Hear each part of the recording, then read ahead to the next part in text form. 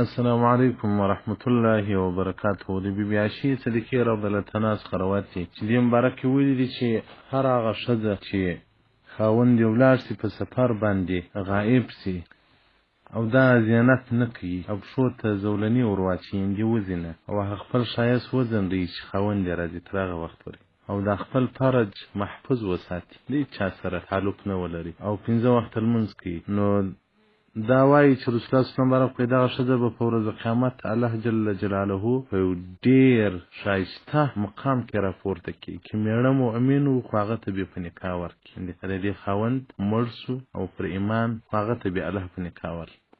او کې مېړه بې ایمانه ولاړې الله دې ټول مؤمنان د بې ایمانۍ وساتي. زوجه الله من الشهداء، الله مې بیا شهیدانو ته په نکاح باندې ورکړي. او وایي که چیرې خاوند د ښځې ولاړ شي دا د خپل نفس د غیر دپاره ذریعه د زنا وګرځي، یعنې د زنا ورسره وکړي او نورو ته ښایست وکړي او په کور کې فساد راولي او له پښو څخه زولنې ایستي بس چې ولاړ هغې خواته ولاړ. نو دا مبارک وایي چې رسول الله صلی الله علیه وسلم مبارک وایي الله جل جلاله ملایکې د عذاب یې دوزخ ته به په ورځ قیامت د سر لخوا ور وغورځوي، یعنې داسې سر به کښته وي پښې به پورته وي، دوزخ ته به ور وغورځوي چې تا خیانت کړی دی او تا د مېړه سره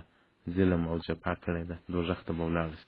او بیا عائشې صدیقې رضی الله عنها مبارک څخه روایت دی چې رسول الله صلی الله علیه وسلم وایي هر هغه ښځه چې خاوند ناراضه ځینې پرېوځي هغه وخت د الله جل جلاله په قهر او په غضب کې څه وخته پورې چې خاوند یې تعب کړي، او هر هغه ښځه چې خاوند له دې څخه راضي وي نو الله جل جلاله هم له دې څخه راضي دی، او هر هغه ښځه چې خاوند له دې څخه نه راضي الله جل جلاله هم د دې څخه نه دی راضي. نو د الله رضا د خاوند په رضا کې ده. خاوند ناراضي کوي محترمینو خوندو په ناروا کې مه راضي کوي. اوس زموږ خوندې خو په ناروا کې خاوند راضي کوي، په ناروا ورسره راضي کېږي. خاوند دې هم د ښځې څخه هغه شیان وغواړي چې الله دین اجازه ورکړی، ښځه دې هم خاوند سره هغه تعلقات او د خاوند هغه خواهشات ورپوره کړي چې دین اجازه ورکړی. او دغه رنګه د علي بن ابي طالب رضی الله عنه مبارک څخه روایت دی چې وخت رسول الله صلی الله علیه وسلم مبارک د صحابه کرامو په مجلس کې یو پوښتنه وکوله د صحابه کرامو څخه، قال لنا رسول الله صلی الله علیه وسلم ذات یوم، رسول الله صلی الله علیه وسلم یو وخت یو پوښتنه وکوله ای شی خیر للمرأة، کوم شی د ښځې لپاره ډېر خیر دی؟ وایي زموږ صحابه کرامو سره جواب نه و. زه چې کور ته رالم بیا فاطمه زهرا رضی الله عنها ته مې وویل چې رسول الله صلی الله علیه وسلم مبارک داسې پوښتنه وکوله خو زموږ سره جواب نه و چې د ښځو په حق کې څه خیر. وایي دې مبارک راته وویل چې آیا ته جواب نه لرې؟ ویل یا زه جواب نه لرم. وایي دې مبارک راته وویل چې د ښځې په حق کې تر دغه خیر نشته چې دا بل څوک ونه ویني او بل څوک دا نه وویني، یعنې د دې په حق کې تر ستر او تر حجاب بل شی خیر نشته چې اجنبیان دا نه وویني او دا اجنبیان ونه ویني. نو دا کم وخت چې سبا سبایي سوله موږ د رسول الله صلی الله علیه وسلم مبارک مجلس ته رالو، فقلت له یا رسول الله، یا رسول الله زما مور او پلار دې تا قربان وي، تا له موږ څخه یو پوښتنه کړې وه د یو مسئلې، موږ تاسو ته جواب نه کوي دا تا کوم شی ښځې ته خیر دی؟ یا رسول الله ما د هغه جواب پیدا کړی ده. رسول الله صلی الله علیه وسلم مبارک ورته څنګه؟ ده مبارک ورته وویل حضرت علي صاحب ورته یا رسول الله د ښځې لپاره دا خیر دی چې دا بل ونه ویني او ولا یراها او نه بل څوک دا وویني. فقال رسول الله صلی الله علیه وسلم مبارک الواقعات هم دغه ده، دا چا در وښول؟ وایي ما دا بي فاطمه زهرا رضی الله عنها دا راوښول. رسول الله صلی الله علیه وسلم مبارک الواقعات یې رښتیا درته ویلي دي، انها بعدة مني، هغه زما یو ټوټه ده، خو د رسول الله صلی الله علیه وسلم مبارک اولاد و. فاطمه رضی الله عنها د رسول الله صلی الله علیه وسلم مبارک اولاد و، د ده د لوڼو څخه لور وه. رسول الله صلی الله علیه وسلم هغه زما یو ټوټه ده، حق یې در ویلي دي. لازم به د پلار اثرات په اولاده کې راځي، بیا داسې پلار لکه سیدنا محمد صلی الله علیه و آله وصحبه وسلم. نو محترمو خویندو ستاسو دپاره د رسول الله صلی الله علیه وسلم مبارک په قول او د ده د لور مبارک په خبره باندې ستاسو دپاره خیر دا دی چې تاسو مخ بل څوک نه وویني او نه تاسې د بل چا مخ وویني. زه چې په واده مې کړی دی زما ښځه د پلاره څخه سیوا دا همسایه و په کلي کې واده و، مړې دلته نه ده تللې. هغه ورځ په کلي کې واده ولو، دا کور زما سره ډېر احسان کوي، ډېر ښه کوي. کوم یې مېلمانه یې هم د دوی په کوټه کې ناست وي، کوم یو خاتم یې هم د دوی په کوټه کې ناست وي، کوم یو فاتحه یې هم د دوی په کوټه کې. نو چې واده یې و یو لور یې ودېدله، زامن و هغه پلار و هغه ټول راته وویل چې تا کوچنیان به راځي. زما چنان ما نه ورورول زما عادت ته جوړ شوی د خپل سرای له دروازې سیوا د بل سرای دروازه زما ښځې نه دي لیدلې نو بیا دې راته وویل چې ولې څه و چې دې امیان دې سر وخلاصوي نو خو کیسه سره اوږده ده ما له وروره ستې ښځو خو ښایسته ښایسته کالي اغوستي ښایسته ښایسته پوړونیانې اغوستي نو زما ښځې چې راشي د ستې کور وویني د ستې ښځې وویني بیا ما له ما څه هم دغه کالي غواړي زما په وس نه دي پوره وروره نو ولې ناک ځان و جنجال ته اچوم دوی وخندل مولوي صاحب دا ډېر غټ شي ته دې ورپام شي دوی ما لوستې ښځې خو مال سینګارونه کوي یوه جوړه کالي په 1000 روپۍ باندې راځي موږ دا 400-500 کالو اغوندي برمال ولې په کور کې جنجالونه راته پېښ زما مطلب نه و چې دوی د ښځو کالي له ما وغواړي زما کوچنیان او نه غواړي او الحمدلله چې ما راوت کړی د تر اوسه پورې ما ته ویلي هم نه دي چې دغه شی ما ته راغی ځکه هغه د الله په دین ما پوه کړی د الله جل جلاله په دین ما پوه کړی دی زموږ دپاره به کوم شی خیر آخرت خیر د دنیا نه د خیر یو وخت زه ورته ووایم چې نو دغه د خلکو داسې ښه زندګي د خلکو داسې ښه ژوند دي دا وایي الله دې د آخرت ژوند راکړي هغه ژوند دې الله نه راخراب نو د خپلو ښځو سره په ډېر احتیاط ګزاره وو چې د کلي په سر کې واده وي بس ټول ورور میږي لاسونه او پښې سره کړي 5 ورځې مخکې درې وي دا عادت علاق چې هغه رسول الله صلی الله علیه وسلم بارک راته وایي راځي هغه عادت خپل نو د ښځې حق کې دا خیر دی تر هر څه چې دا خپل مکاته نه کړي وښکاره او نه بل څوک د دې مخ وویني یعنې کور وروي د خاوند پر کور قناعت وکړي د خاوند پر ځواني قناعت وکړي د خاوند پر ژوند قناعت وکړي د خاوند پر رزق باندې قناعت وکړي ځکه وایي یو ډېره عابده نیکه ښځه وه ډېره ښایسته ښځه ډېره جمالداره ښځه وایي د دې دی خاوند ډېر تکتور وایي دا ښځې چې به ورلیدې چې پې ویل ته څنګه په دې قناعت کوې خو نه وتښتېږه دا حسن ستا ښایست چې ته د باچا د زوی یا د وزیر د زوی مستحقه یې چې هغه ته باید ورکول شوی وای ته دا څه کوې دې ورته وویل چې زما پر دې قناعت دی یا به زه ډېره مجرم یم الله به زما د جرم سزا په دې خاوند راکوي بدرنګه خاوند یې ما ته په نصیب راکوي دا هم زما په حق خیر دی چې هغه د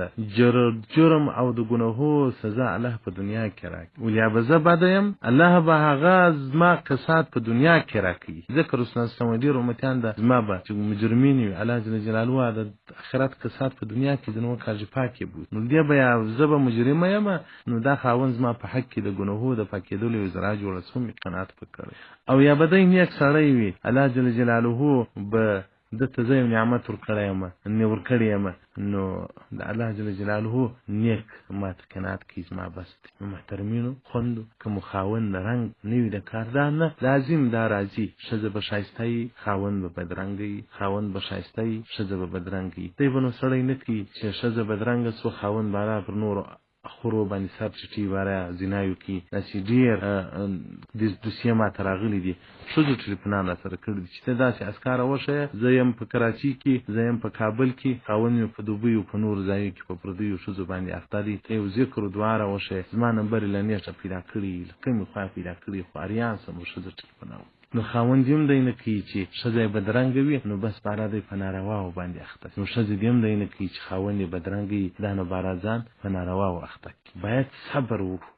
په موږ کې خو دا بې صبري ډېره ده نه پر مسکنات صبر کولی سو نه پر درد او پر غم صبر کولی سو نه پر خواهشاتو باندې صبر کولی سو په دنیا کې چې ای خور چې هر ډول حسین او شایسته خاوند دی وي ای ځوانه چې هر ډول حسین او شایسته او معصومه ښځه دې په نکاح وي 30 کاله بعد هغه بیا سپین ږیرې وي د زمانې هغه بیا نسي ولاړېدلی ښایسته مخان بیا ګونجې سي هغه ښایسته سترګې بیا په غالبانو کوچني معلومیږي هغه ښایسته غوږونه هغه بیا کوتانو کې وریښتان پراشنه سي هغه ښایسته لاسونه چې هغه لکه شیدو غوندې دومره ښایسته وي خو لیکن 40 کاله بعد هغه بیا ګونجې تاسې د خپل مور او پلار ته وګورئ دې یو وخت کې ځواني تېره کړې ده دا یو وخت کې به د زمانې حسنداره خلک او څوک ول خو لیکن نن یې تاسې پښو او لاسو ته د مور پلار وګورئ چې هغه 80 کلن وي چې د دې حسن کم اندازې ته رسېدلی نو ښځې دې هم دا د ځان سره فکر وکړي چې زه باید ابدي ژوند برابر کړم د جنت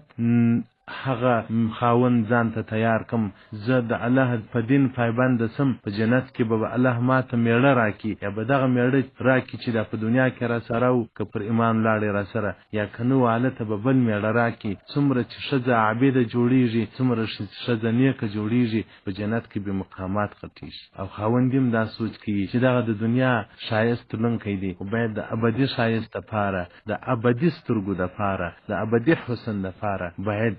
خاوند دا فکر وکړي چې زه یو څه وکم او هلته هغه ابدي نقاوې راته تیارې شي. ځکه رسول الله صلی الله علیه وسلم د جنت کې بیا ضعف نسته، سپین ږیرتوب نسته، حسن یې نه کمیږي. د دنیا هر ډول ښکلې ښځه چې را واده کې 10 کاله بعد په مخ کې تغیرات راځي، دا به بیا په هغه اوړه به په مخ موشي، هغه سرخیانې به په مخ موشي، ځان به درته ښایسته کوي. ولیکن د جنت ښځې او د جنت ځوانان چې ورځ شپه پر تېره شي، هلته خو شپه ورځ نسته، هلته خو شپه ورځ نسته، ولیکن چې د وخت په تیریږي د دې په حسن کې زیادت راځي، کمبود نه راځي. سبحان الله، هغه ځواني د جنت ځواني دی، هغه حسن د جنت حسن دی چې تغییر نه قبلوي، زیادت کې راځي. د دنیا حسن فنا لري، د دنیا حسن بځي. نو تاسو صبر وکړئ، ځوان دي پر خپل بیبي صبر وکړي، بیبي دي پر خپل خاوند باندې صبر وکړي، یو په بل کې جنت پیدا کړي، یو په بل کې د الله رضا پیدا کړي، یو په بل کې آخرت پیدا کړي. داسې نه چې تاسو ودونه سره وکړي، یو د بل د زنا باعث وګرځېږي. خاوند په ښځه کې چوت نه وي، هغه بیا بل ځای لاس وښوري، او ښځه په خاوند کې فکر نه کوي، هغه باره بل ځای په ناروا اخته شي. خاوند دې دا زړه داسې ورکړي ښځې ته چې په ژوند کې بل څوک زه هغه د حسن او د ښایست او د محبت څوک نه لرم، بس ته مې ښځه یې، پر تا مې قناعت ده. هغه ښځه هېڅکله بیا بل چا ته نه ګوري. او ښځه دې خپل ځان خاوند ته دومره تسلیم کړي چې هغه د خاوند خواهشات یې ورپوره کړي، د خاوند چې زینت او ښایست غواړي هغه دې ورپوره کړي، خو پروا کار وي. داسې نو مه کوئ. وخت ما یو ځای ملایي وله، یو زوم و حفیظ د قرآن و، څه وخت بیا ژېره پر مخ باندې نه وه، ما لولي وکړو دا ستا کلیواله چې مو را واده کړله، هغې دا شرط را باندې کښېښود چې ژېره به یې ما تا دې نو بلا ووایي چې د ښځې په خاطر باندې ژېره وویل. اوس نجونې چې خاوند سره یو ځای شي، خاوند نارواوې شروع کړي، خاوند چې د معنې سره یو ځای شي، پیسه راته پوره کړه، بېټان راته غچکه، ډاکۍ راته وکړه، وریجې راته وکاږه، پلانه راته وکړه. خوند او ښایست په دین کې دی. تاسو تجربه کړئ. ښځه دې شرعي لباس واغوندي، ښځه دې شرعي سر جوړ کړي، نو ښځه دې په شرعي لباس باندې ځان ښایسته کړي، بیا دې له خاونده پوښتنه وکړي چې زما د حسن او د پخوا د حسن فرق نه، او خاوند دې په شرعي لباس باندې ځان ښایسته کړي، بیا دې ښځه ووایي چې زما د اوس حسن او د پخوا د حسن فرق شته که نه. په ښځه کې چې خوند پیدا کېږي، هغه په عبادت باندې ښه لمونځونه کوي، ښه تلاوتونه کوي، په مخ کې نور پیدا کېږي. دا چې شاپیري بې دیني، هغه د ایمان نور په مخ کې نه هېڅ حسن نه لري. ځکه ما ته یو وخت یو چا بیان کاوه، نو هغه ویل زما ښځه زما په کور کې د اورېندارګانې چې دي له هغوی لباس ډېر جلا دي، هغه ماژرني کالي اغوندي، سرونه پرې کوي، جس لباس اغوندي. زما ښځه اول هغه مسنونه طریقه باندې نو د یو واده و، زما اورېندارګانې خوندې هم تللې وې، زما ښځه هم تللې وه. زما ښځه ول طبعا دینداره ښځه وه، د یو ښه عالم لور وه، ول دې نوي کالي نه دي اغوستي، هغه د کار په کالو کې ولاړه کور واده ته. اوس زه پردي واده ته کالي چې تا دا چې سا کې راته کړی وي قریب دي ورځم. نو دی وایي دا ښځه مې راته وایي چې وایي زه واده ته ورغلم، د دې ټول واده ښځو په ما کې سترګې ول څومره ښایسته ده او څومره ښه کالي اغوستي، څومره یې مخ روڼا لري. هغو نورو چې اوړه په ځان مښلي وه، شنه شنه کینې په د اختر کې چې د نجونې په کوڅو کې ګرځي ځینې وبېرېږي، په سترګو یې مې شنه شان مښلي، په مخ باندې اوړه دي که څه بلا یې مښلي، یو ناټک یې پر ځان باندې جوړ کړی. نو دغه نفر راته ویل زما ښځه چې راغله، الحمدلله چې الله په دین کې ښایست، الله په دین کې حسن ایښی. ښځو د 10,000 د 15,000 کالي اغوستي وو، په ځانو باندې پیشنونه کړي وه، ولیکن هلته زه په ساده کالو کې ورغلم، د کار کالو کې ورغلم، ټول ښځې ما ته تعجب اخیستی وي چې دا څومره ښایسته لباس یې دی، څومره ښایسته مخ یې دی، څومره ښایسته هغه حرکات سکنات دي. نو ما ورته وویل چې دا ټول د دین برکات دی، د دین حسن دی، د دین ښایست. خاوند هم په ځان کې د دین ښایست راولي. ښځه دې د خاوند څخه دیني ښایست وغواړي، قرآن ځان راته ښایسته کړه، د تهجد په لمانځه ځان راته ښایسته کړه، او خاوند دې بیا له ښځې څخه دیني حسن وغواړي چې په قرآن او په لمانځه او په ذکر او د تهجد په لمانځه باندې ځان راته ښایسته کړه. پر ژوند باندې هغه ماینې و میړه خوند واخلي چې هغه یو ځای د تهجد لمانځه ته راپورته سي، یوه مسله څنګ پر څنګ وي، د تهجد لمونځونه وکړي. تاسو پوښتنه له هغه خلکو څخه وکړئ چې تاسو پر ژوند باندې څومره خوند اخلئ او څومره مینه او محبت سره لري. او دا چې ټوله ورځ ټیویانو ته سره نافي چې جمعه کوي، ښځې هم د بل چا تصور په ذهن کې نیولي، خاوند هم د بل چا تصور په ذهن کې نیولي، دغه نو هغه ژوند بیا هیڅ مزه نه لري. دا خلک چې په کورو کې ټیویان لري، په ټیویان کې خو ناولاده ناولاده ښځې هم ګرځي، ناولاده خلک هم. یو وخت ماته چا وویل مولوي صاحب زه چې جمعه کوم د یو ډمې تصور په ذهن کې اخلم، جمعه له خپلې ښځې سره کوم او تصور د یو ډمې کوم. نو ما دغه ښځه دې هم ټي وي ته ګوري، ته هم ټي وي ته ګورې، نو ستا ښځه به بیا هلته د یو ډم تصور کوي. دا ما ستا غیرت دی، دا ستا شجاعت دی. شو بس هغه سړی ټي وي له کور څخه وایستې. نو دا اوس زموږ مسلماني ده، دا اوس زموږ منطق دی، دا زموږ شجاعت دی، دا زموږ غیرت دی. ماینه او میړه دواړه ټي وي سره ناست پردي غرزینې ګوري، نو بیا جمعه خپله سره کوي تصورات د نور شانو. حدیث رقم 44012 صفحه 401 کنز العمال جز نمبر 14. والسلام علیکم ورحمة الله.